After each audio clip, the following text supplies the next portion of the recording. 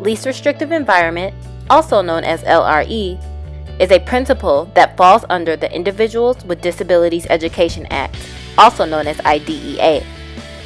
This principle suggests that students with special needs should learn in their least restrictive environment. Hey, let's explore that a little more. A student's least restrictive environment could range anywhere from a general education classroom with peers that are non-disabled to a self-contained special ed classroom. This could also include a homebound or hospitalized program.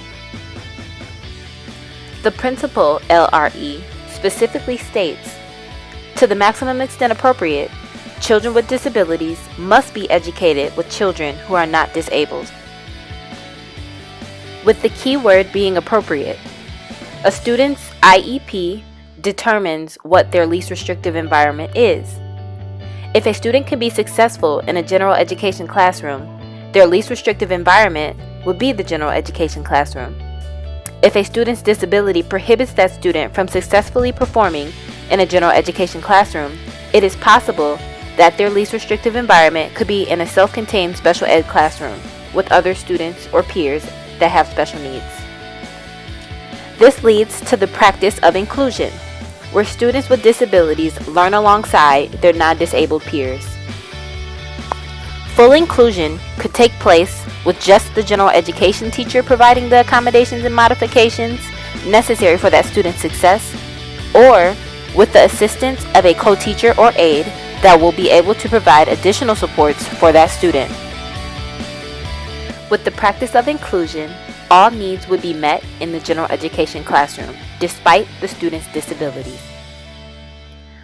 We also have the practice of mainstreaming, where students spend part of their day in the general education class and then transition to a self-contained class or other programs that are offered.